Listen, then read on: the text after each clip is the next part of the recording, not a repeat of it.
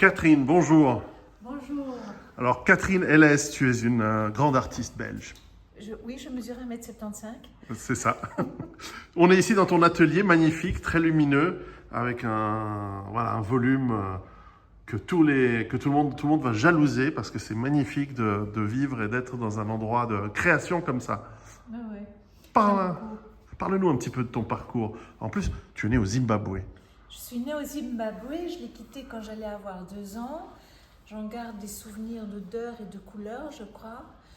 Et ensuite, j'ai habité essentiellement en Belgique.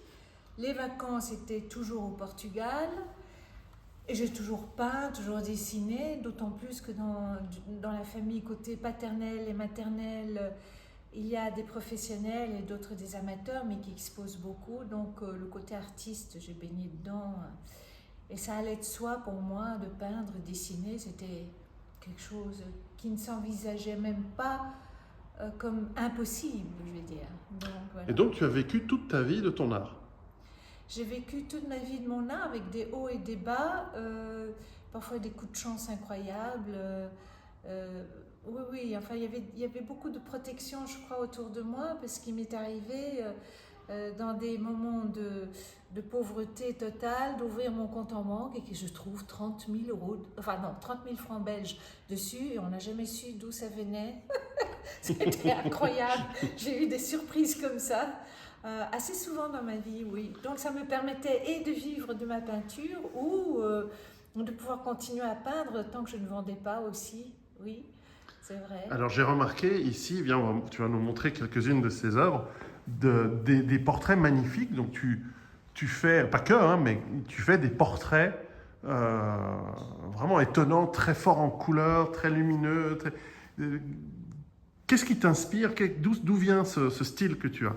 Alors le portrait, c'est un peu aussi une tradition familiale du côté paternel. Mon oncle et ma tante, qui sont peintres professionnels, sont portraitistes, mais pas que. Et puis, alors la technique, elle est venue, ces grands portraits ne sont pas venus tout de suite. C'est comme dirait Picasso, 30 ans de métier pour arriver à ça.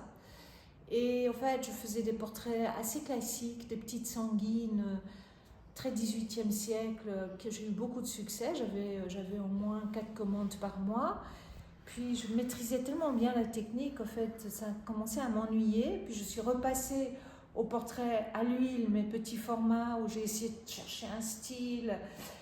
Et c'est en travaillant avec un ami peintre qui s'appelle Geronimo et qui signe Jumping Bull, et lui il faisait des grands tableaux, grand format à l'argile.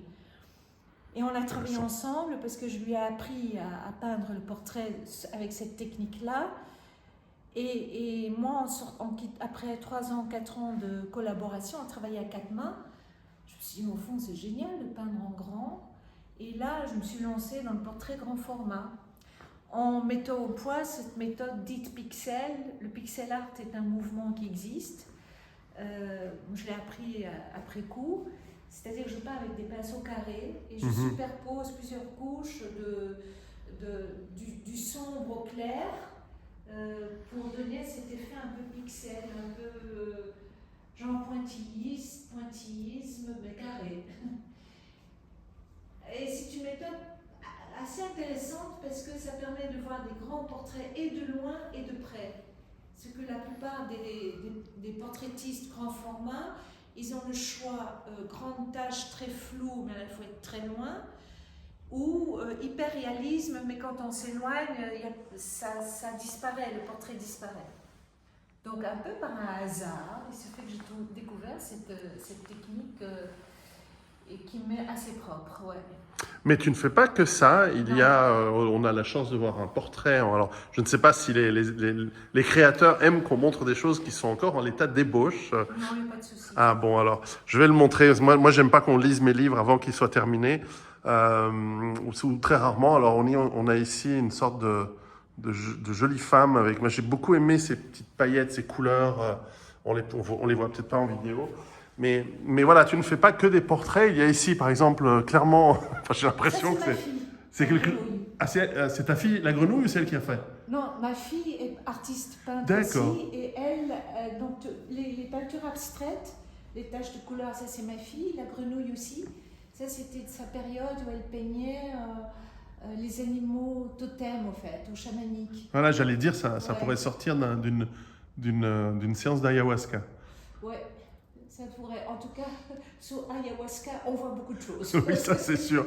Alors voilà, en parlant de beaucoup de choses, il y a des arbres, voilà. J'adore peindre les arbres. Ouais, J'ai ouais, peint ouais. beaucoup d'arbres au début de mon métier, de ma carrière. Beaucoup. Et oui, c'est aussi une de mes spécialités, ce sont les arbres. Les arbres et les portraits. Ouais. Quelle est l'importance de l'art, j'allais dire d'abord dans la vie, mais aussi dans la survie? Dans la vie, ça m'est arrivé de voir des maisons assez rares où il n'y a rien au mur, mais rien. Et je trouve que c'est très monacal et il y a pour moi quelque chose, une expression de la vie qui manque, mais c'est mon opinion tout à fait personnelle. Donc je pense que ça apporte quelque chose qui peut inspirer aux personnes qui sont en face d'une œuvre d'art des sentiments, des émotions, peut-être de l'aide, j'en sais rien. En tout cas, moi personnellement, je peins par plaisir, j'aime peindre, ça m'amuse, mais ma fille, elle peint par nécessité de survie. Si elle peint pas, il lui manque quelque chose. J'avoue que quand je peins pas, j'ai une autre énergie, une autre vibration plutôt, que lorsque je peins. Lorsque je peins, il y a en effet quelque chose de très joyeux qui touche cette joie que je ressentais quand j'étais dans l'enfance. C'est pas du tout infantile, mais ça a quelque chose de vivre l'instant présent. Et voilà. Mais je ressens plus cet instant présent quand je danse. Dans la peinture, je peux faire deux choses. D'ailleurs, c'est intéressant parce que j'adore être entourée de présence quand je peins. Je n'aime pas trop être seule, au fait. Parce que du coup, quand je commence à parler et à partager avec les personnes dans mon atelier, comme je suis gauchère, j'ai un cerveau qui fait deux choses en même temps et je peins beaucoup mieux.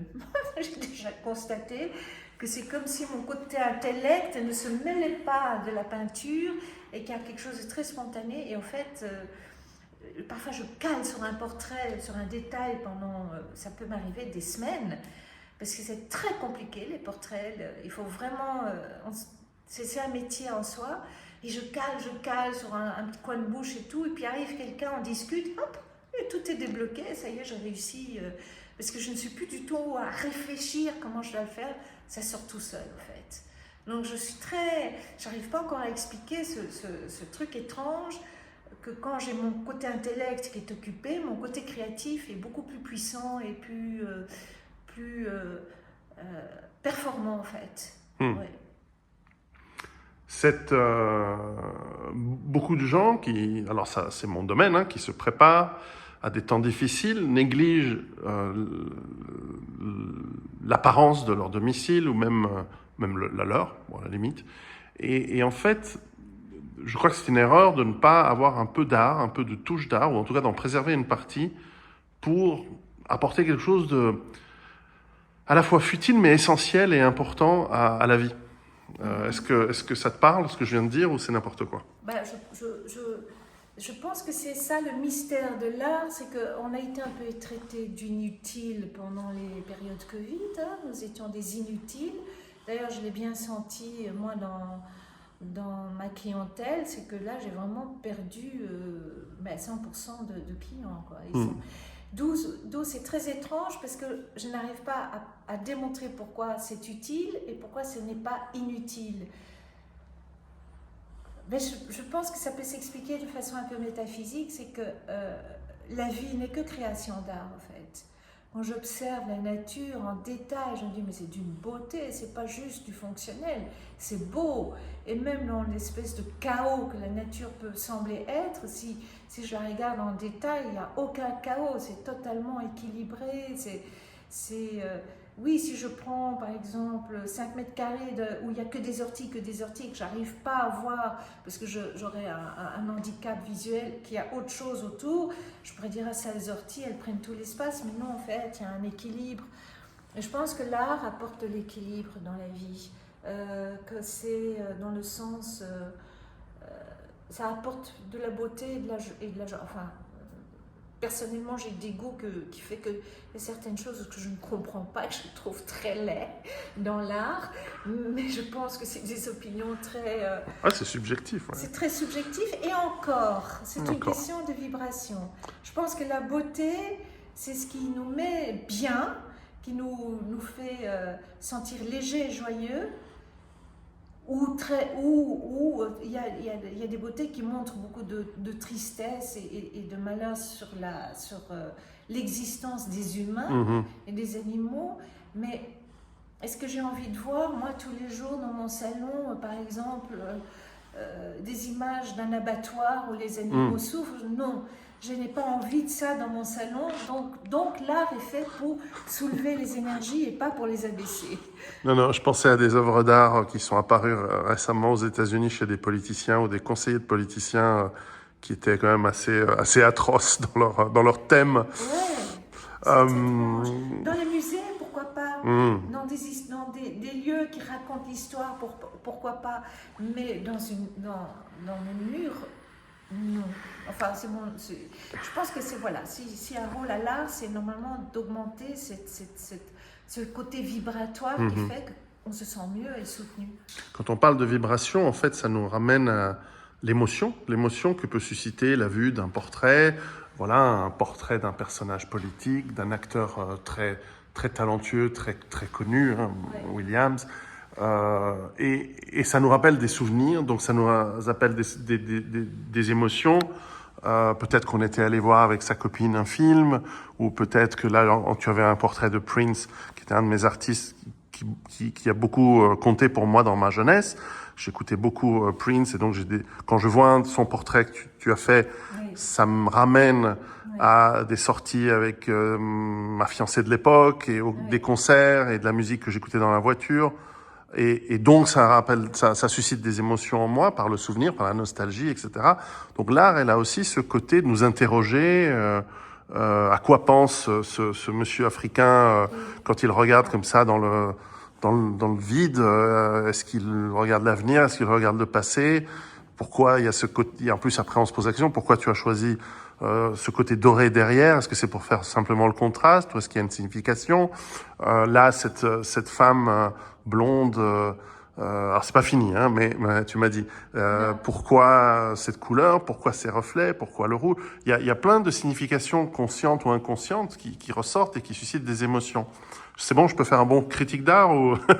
Alors, par exemple, le dernier que tu montes, là, cette femme rose aux cheveux blonds dorés, là, je suis en train de préparer un sujet et chaque tableau a en effet une signification. Bon, pour l'instant, je ne le dis pas parce que c'est pas fini et qu'il y aura beaucoup de toiles et que j'espère les exposer d'un coup. Par exemple, le portrait avec les fonds dorés, en fait, il y a aussi chez moi le côté... j'aime voir ce que je trouve beau, et que ce soit une belle femme ou un bel homme, ça me donne envie d'en faire le portrait. J'ai repéré ça chez tous les portraitistes. Est-ce que je peux faire ton portrait? Parce qu'on a envie de capter ce qui nous touche chez cette personne, qui n'est peut-être pas la beauté physique, mais quelque chose qui traverse cette beauté physique. Un regard. Ou le regard, oui, mais alors les regards, ça j'ai vraiment beaucoup de facilité à les faire. Oui, et d'ailleurs, tu disais que tu fais des portraits pour des gens qui viennent te rémunérer pour des commandes. C'est essentiellement ça, mon gagne-pain. D'accord. C'est le portrait à la commande. Alors là, ce que tu es en train de filmer, c'est tous des autoportraits, mais dans une toute autre technique. C'est peint à l'acrylique, c'est très spontané. J'ai droit à aucune, comme ce qu'on appelle retouche. Je dois travailler avec ce qui est là, et ça m'amuse beaucoup. Ça te va bien, les cheveux courts? Oui. En fait, j'ai toujours eu les cheveux courts. Intéressant. Et là, j'arrive plus à les couper, donc je les coupe. Mais en même temps, c'est pas mon style, moi, les cheveux longs. Je trouve que je fais un peu Bernadette Soubirous, quoi. Mais c'est pas mon caractère. Mais bon, j'entends que quelque part, mes cheveux ont envie de pousser. À mon avis, je vais les laisser pousser très long. Ils ont leur volonté propre, à ce qui paraît. Ouais, puis je vais faire des tresses à l'africaine, et puis je vais secouer ma tête de tous les côtés. Ça peut servir ces prochaines années. Un style, quoi. Mais donc là au-dessus, c'est les histoires, c'est ce que j'appelle mes histoires. Alors, je peins quand je suis dans un... alors là, c'est vraiment quand je suis dans une certaine humeur émotionnelle, je peins. Et j'observe, je fais ma propre psychanalyse. Et ça te rappelle le moment où tu as peint? Oui, et puis c'est aussi une propre psychanalyse, parce que quand je regarde mon portrait, je dis ok, c'est ça qui en sort. D'accord. Et alors voilà. Bon, bah c'est super. Bon, en tout cas, merci beaucoup de nous avoir accueillis chez toi. Oui. C'était formidable autour d'une conférence ici à Bruxelles. Et peut-être qu'on se reverra dans d'autres cadres, puisque je connais aussi d'autres artistes qui sont intéressés par tout ça. Et les artistes font bien de se connecter aussi. Ouais. Ah. Merci beaucoup. À bientôt. À bientôt. Salut. Et en haut, bah, c'est lui aussi, tu vois. La main, par la galerie, qui me...